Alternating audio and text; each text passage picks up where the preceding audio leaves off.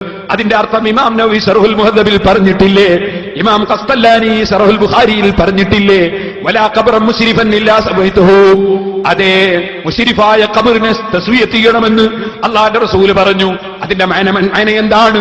അത്തസ്തീഹു, അതുകൊണ്ടുള്ള ഉദ്ദേശം കൂർത്തു നിൽക്കുന്ന ഖബർ അല്പം പരത്തണമെന്നാണ്, ജാറം പൊളിക്കണമെന്നല്ല എന്ന് ഇമാം നവവി ശർഹുൽ മുഹദ്ദബിൽ പറഞ്ഞിട്ടില്ലേ, ഇമാം ഖസ്തല്ലാനി ബുഖാരിയുടെ ശർഹിൽ പറഞ്ഞിട്ടില്ലേ? ആ ഹദീസ് ജാറം പൊളിയല്ലല്ലോ, കൂർത്തു നിൽക്കുന്ന ഖബർ പരത്തണമെന്നല്ലേ ആ ഹദീസിൽ പറഞ്ഞത്? നിങ്ങൾക്ക് ഏതാണ് ഹദീസ് മൗലവിമാരെ? ഞാനിതാ ചോദിക്കുന്നു. മൗലവി ഇപ്പൊ വന്നപ്പോ പറയുന്നു ഞാൻ വെല്ലുവിളിക്കുന്നില്ല. മൗലവി പറയാ ഞാൻ വെല്ലുവിളിക്കുന്നില്ല, വിനയത്തോടെ ചോദിക്കുകയാണ്. വെല്ലുവിളിക്കുകയല്ല, വിനയത്തോടെ കാണിക്കുന്നു. അതിന്റെ ഇപ്പൊ വെല്ലുവിളിക്കാത്തത്? മുമ്പ് കാലത്ത് വെല്ലുവിളിക്കുന്ന പേരോടെ ഫൈൻ സിബിനൊന്ന് കാണിച്ചു തന്നാ ചെരുപ്പെടുക്കൂന്ന് അറിഞ്ഞില്ലല്ലോ. ഇപ്പൊ എന്റെ വെല്ലുവിളിക്കാത്തത്? വെല്ലുവിളിയുടെ പൂതി മാറിയല്ലേ? കരയുദ്ധമാണ് മൗലവി, വെല്ലുവിളിയുടെ പൂതി മാറിയല്ലേ? ഇപ്പൊ മൂപ്പര് വിനയത്തോടെ ചോദിക്കുകയാണ്. ഞാൻ പറയട്ടെ, വിനയത്തോടെ ചോദിക്കുന്നൊന്നുമില്ല, വെല്ലുവിളിക്കുകയാണ് മൗലവി, വെല്ലുവിളിക്കുകയാണ് മൗലവി. അള്ളാന്റെ റസൂല് വിളിച്ച ജാറമേതാണ്? ഏത് മഹാന്റെ ജാറമാ പൊളിച്ചത്? ഏത് മഹാന്റെ ജാറമാ പൊളിച്ചത്? ഏത് വലിയന്റെ ജാറമാ പൊളിച്ചത്? ഏത് നബിയുടെ ജാറമാ പൊളിച്ചത്? പറയണേ മൗലവിമാരെ. സലഫിക്ക് മാത്രമല്ല, ജീവിച്ചിരിക്കുന്ന മുജാഹിദ് ജമാഅത്ത് ഇസ്ലാമിയുടെ ജാറംപൊളിയം മൗലവിമാരെവിടെയുണ്ടോ അവർക്കെല്ലാം എന്റെ ചോദ്യം ബാധകമാണ്. കുറ്റ്യാടി ഞാൻ പോയത് വെറുതെയല്ല.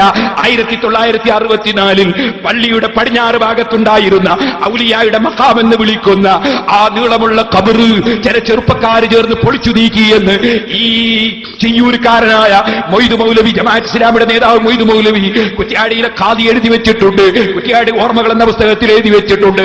ആ ജാറം പൊളിച്ച സ്ഥലത്ത് പോയിട്ടാണ് മൗലവിമാരെ അള്ളാഹുവിന്റെ തൗഫീഖ് കൊണ്ട് 54 പള്ളി റബ്ബിന്റെ തൗഫീഖ് കൊണ്ട് നിർമ്മിച്ചിട്ടുണ്ട്. നിങ്ങളോട് പറയട്ടെ, അതേ സ്ഥലത്ത് പോയിട്ടാണ് 25 മദ്രസ നിർമ്മിച്ചിട്ടുണ്ട്. അവിടെ പോയിട്ടാണ് റബ്ബിന്റെ തൗഫീഖ് കൊണ്ട് 8 ഇംഗ്ലീഷ് മീഡിയം സ്കൂളുകൾ സ്ഥാപിച്ചിട്ടുണ്ട്. 6000-ലധികം കുട്ടികൾ ഇംഗ്ലീഷ് മീഡിയം സ്കൂളുകളിൽ പഠിക്കുന്നുണ്ട്. എത്തിയും കുട്ടികൾ ഫ്രീ ആയി പഠിക്കുന്നുണ്ട്. ഹരിയാനയിലുള്ള ചെറിയ മക്കൾ, ഉറുദുക്കാരായ ചേരി പ്രദേശങ്ങളിലുള്ള പാവപ്പെട്ട മക്കൾ അവിടുന്ന് പഠിക്കുന്നുണ്ട്. ഭൗതിക വിദ്യാഭ്യാസവും ആത്മീയ വിദ്യാഭ്യാസവുമുണ്ട്. ഖുർആൻ മനഃപ്പാഠമാക്കുന്ന 100 മക്കളുണ്ട്. ശരീഅത്ത് കോളേജിൽ 100 കുട്ടികൾ പഠിച്ച് പണ്ഡിതന്മാരായി അൽഹംദുലില്ലാഹ് ഓലഷെഡിൽ പഠിച്ച ഈ നൗഷാദ് സഖാഫി റബ്ബിന്റെ തൗഫീഖ് കൊണ്ട് ഏത് മൗലവിക്ക് ധൈര്യമുണ്ട് ഈ ചെറുപ്പക്കാരനായ നൗഷാദ് സഖാഫി അയച്ചു തരാം?